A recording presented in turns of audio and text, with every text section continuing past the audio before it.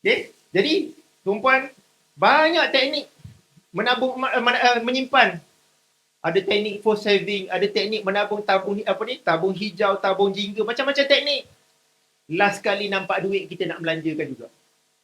Emosi kita pada duit untuk dibelanjakan. Emosi kita pada emas untuk disimpan. Tanya orang yang dah lama simpan emas ni. Nampak emas rasa nak belanja ke rasa nak kumpul lagi banyak? Kumpul kan? Cuba duit dalam akaun bank, cuba check.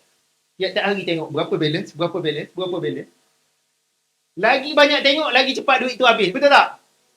Emosi kita pada duit memang untuk dibelanjakan. Sebab itulah gunalah apa teknik pun, tuan-puan simpan duit, duit tu habis. Sebab itulah tuan-puan saya educate masyarakat menabung emas.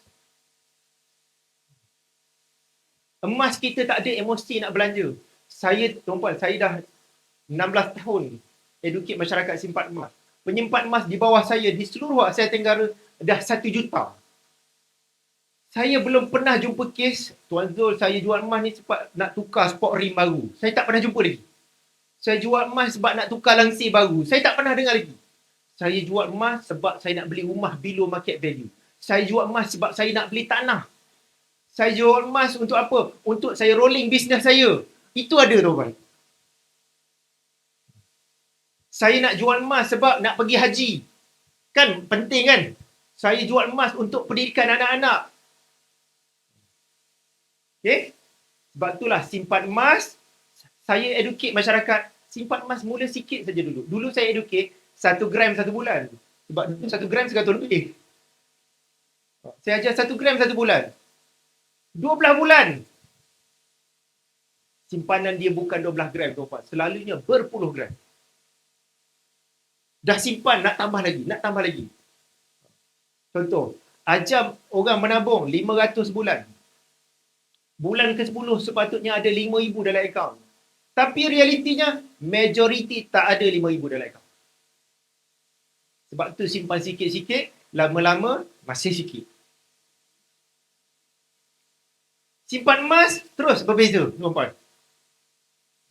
Sebab tu pada saya, tuan-puan, beli emas, kalau tuan-puan dengan public gold, jangan tengok harga. Jangan fikir timing terbaik. Yang paling penting ialah konsisten. Jangan fikir timing terbaik. Orang tanya saya, Tuan Zul, harga emas dah mahal. Sesuai lagi tak beli emas? Tuan-puan, ketika saya bermula tahun 2010, waktu tu harga emas all time high. Paling mahal dalam sejarah. Kalau saya fikir harga emas dah mahal waktu tu, saya tak beli emas, saya menyesal hari ini, tuan-puan. Tuan-puan, tidak ada satu zaman harga emas dianggap murah. Zaman mak kita kahwin dulu, berapa harga segram? Mak cakap RM30. Murah. Tapi mak cakap zaman tu mahal. Zaman nenek dulu berapa? RM10 segram. Murah. Nenek cakap RM10 zaman tu mahal. Tak ada satu zaman harga emas murah, tuan-puan. Tuan-puan kena ingat, harga emas sekarang ni dekat 101 gram. Kena ingat, tuan-puan. Bila kita beli emas, tujuan dia ialah nak simpan kekayaan. Bukan kita nak logam tu. Kalau tuan-puan nak simpan logam yang lebih banyak, beli silver. Tapi kalau tuan-puan nak lebih banyak, beli besi. Sekarang ni tuan-puan nak simpan nilai ke nak logam?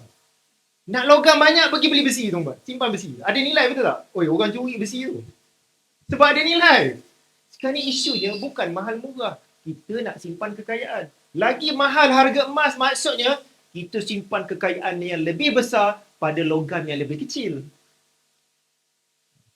Persoalan harga, jangan risau.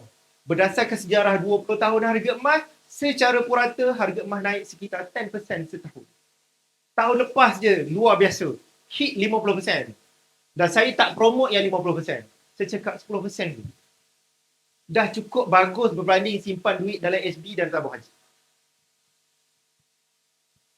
Okay? Jadi apa saja duit simpanan jangka panjang, tuan-puan, jadikan tabungan dalam bentuk emas.